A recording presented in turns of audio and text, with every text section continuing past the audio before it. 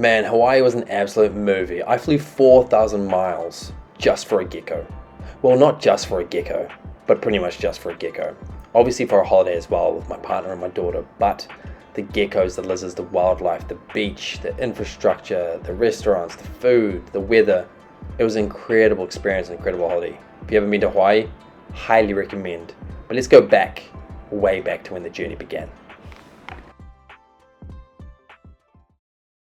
So the bags were packed and off we went to the airport. We checked in, went to the lounge, got there a little bit earlier and enjoyed a little cheeky beverage. 2 flights, Christchurch to Auckland, Auckland to Hawaii.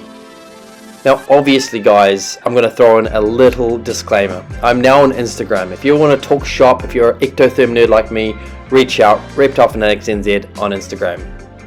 Now there was 2 aims of this holiday. One, to see the tokay gecko, as well as enjoy a holiday with my partner and my daughter.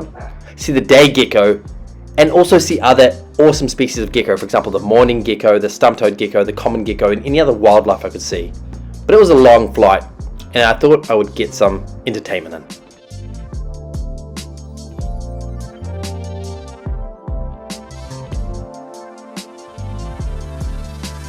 After we landed, got to the resort, the first thing I actually noticed was our creepy hallway. The first bit of wildlife I saw was a pigeon, and enjoyed some local chips. But otherwise, Waikiki Beach was amazing. It was hot, it was beautiful, the architecture was incredible, it was modern, there was Christmas decorations already everywhere, a tropical paradise.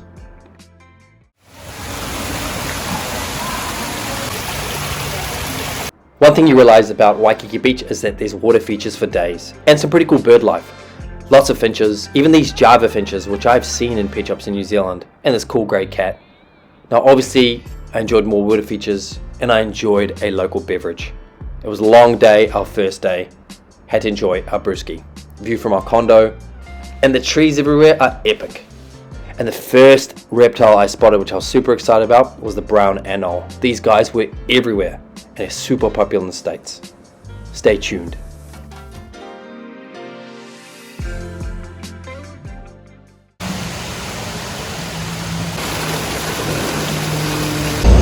Alright, so we're going to go try and spot some of these elusive geckos at night. See how we go.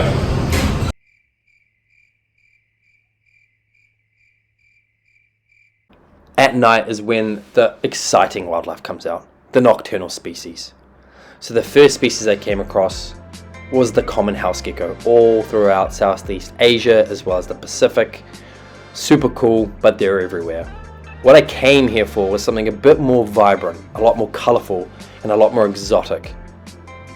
Now this isn't a Madagascar day gecko, but this is its younger or smaller cousin, the gold dust gecko. Look at the colorations. I was so excited to see it in person, in the wild, to an extent. Brown anoles, like I said, are everywhere. But let's continue. Tonight was special. I saw more than 2 species. I saw a third. Now the third species I saw was a morning gecko. It's what I came here for. One of the main reasons. Super popular in America, and I wanted to see it in person.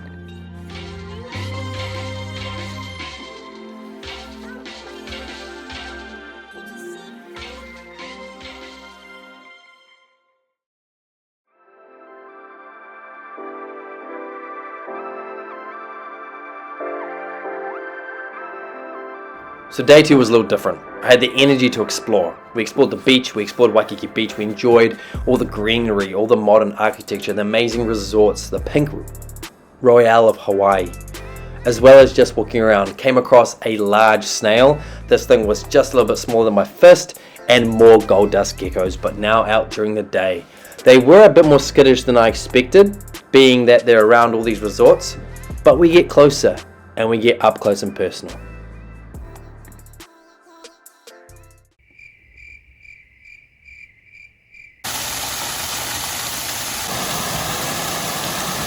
So I ran across another species tonight, and it was the fox gecko, or Indo-Pacific gecko. And the reason for this is that it was a lot smaller, a lot darker, and a different shape. But nonetheless, just as awesome. On the same trunk, another species, the morning gecko. These guys actually cohabitate quite well together in Waikiki Beach. There's an abundance of food, but they are still quite territorial, so it's a really, really interesting dynamic.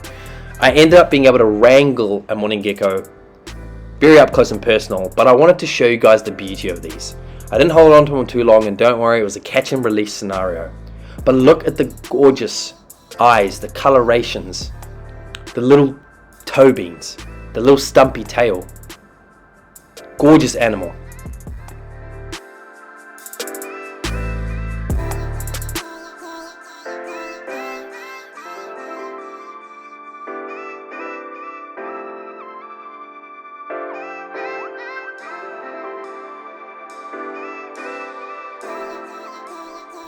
Day 3, I got pretty good at lizard spotting, I'm not going to lie.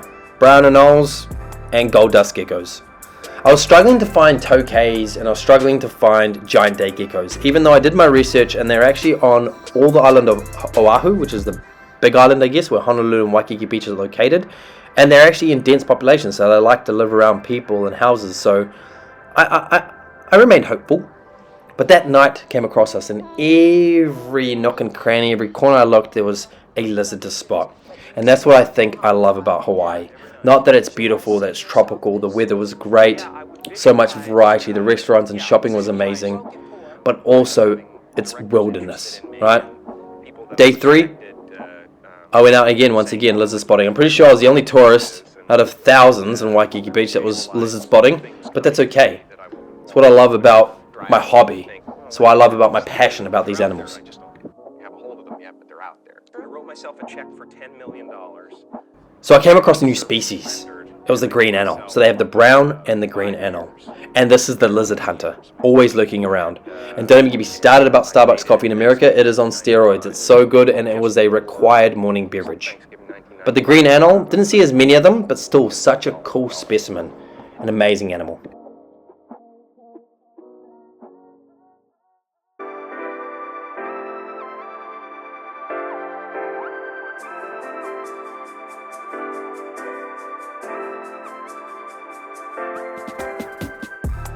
As the days went on and I spent more and more time looking for these amazing ectotherms and animals, I started to find even cooler things. For example, this massive slug, more gold dust geckos.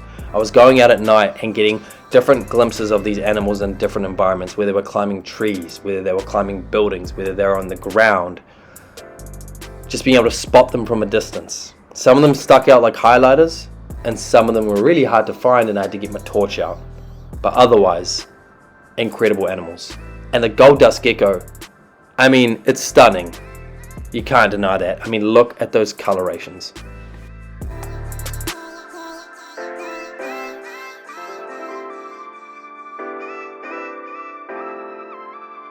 So we did something different on day 5. We loaded up on Starbucks and we went to the Honolulu Zoo. Now I heard good things about the zoo.